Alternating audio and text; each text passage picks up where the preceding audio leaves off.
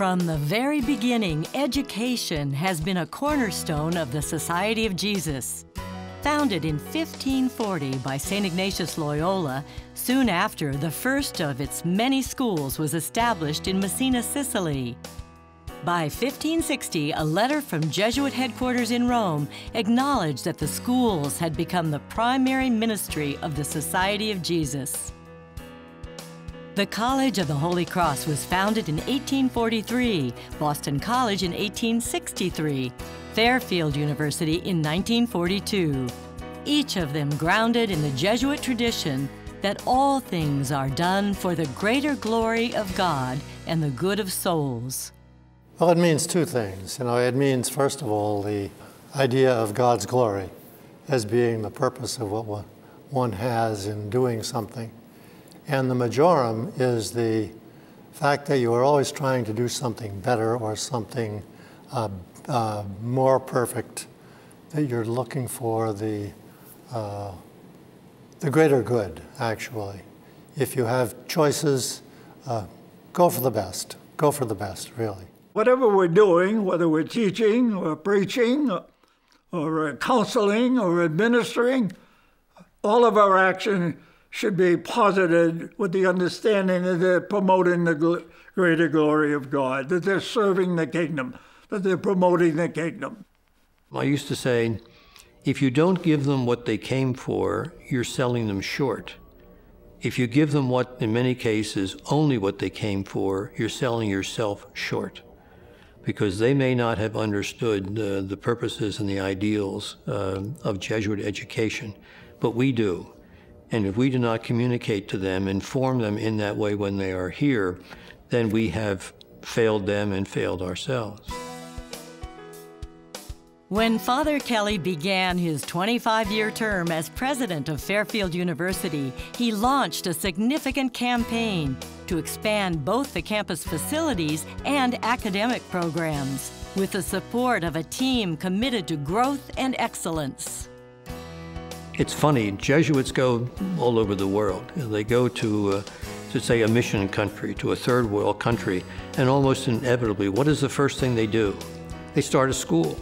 Education makes almost anything possible, but there's also the added dimension, and that is the moral and the spiritual formation of the students who come to you, and that's what Ignatius saw.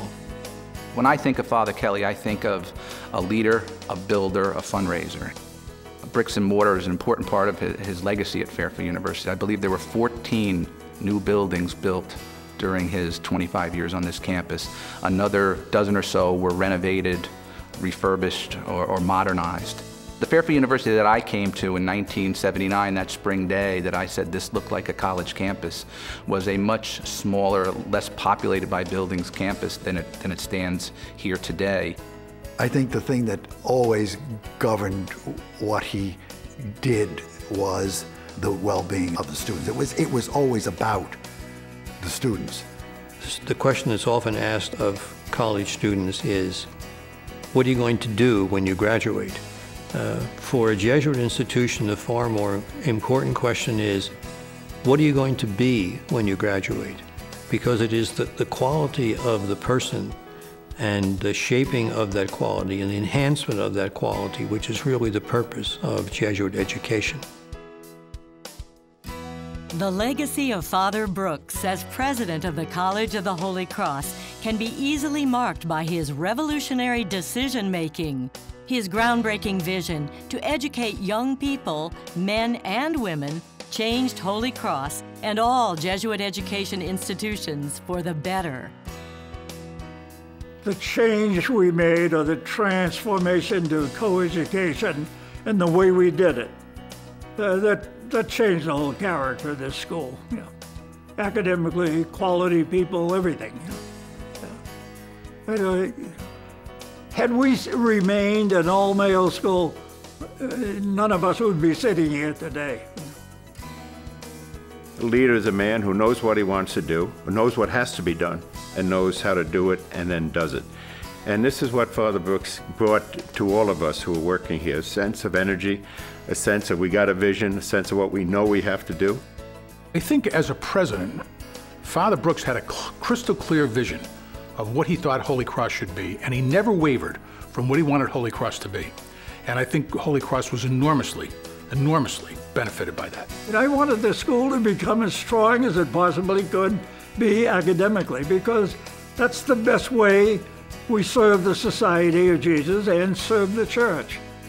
I don't think you could succeed at any of these jobs, leadership in our schools, unless you had the very generous and faithful support of the other Jesuits who were working there.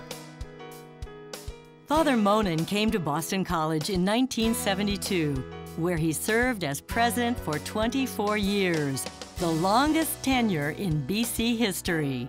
His vision of Jesuit and academic ideals, combined with a keen business sense, carried Boston College into a new era. Catholic institution is one that has first and foremost, has a Christian inspiration. That its intent really is to operate out of an overview that is Christian. A Christian view of what the human person is and what education of him or her should be. I would say that Father Monan would be the ideal Jesuit. He's spiritual, service-oriented, scholarly, humble, and intellectual. He had all of those qualities that he could mix then with a very unique leadership ability and leadership style. You know, when you see him around, when he's there, when he's part of all of this, he's our neighbor. His sense of community to Boston College and the relationship that Boston College in turn has to the world outside. I always think when the young people come in, what the future is that they have and how remarkably different they'll be from what they are as they come. So I see them as full of life, full of vitality, and going to do great things, really. Jesuit education focuses on the development of the whole person, and the measure of Jesuit education is not what our students do, but who they become. The alumni of Holy Cross, Fairfield, and Boston College can provide abundant examples of outstanding graduates who are truly men and women for others. You'll graduate people who will be fine doctors, fine lawyers, fine accountants, but we're basically trying to not form you for a job, but to form you as a human being. We don't measure the worth of a human being only by what they know. We measure them by what they do, how they exercise their freedom. And if that is your purpose, then you should not only try to educate the mind, you should try to assist people to get a sense of values for themselves. It goes back to what Jesus said was the whole summation of the moral law, to love God completely and to love your neighbor as yourself. He joined those two together. They can't be separated. And so we not only want to give them, if you will, a spiritual education, but also a sense of responsibility. And it is summed up very well in that great expression, men and women for others, not just for themselves, but for others.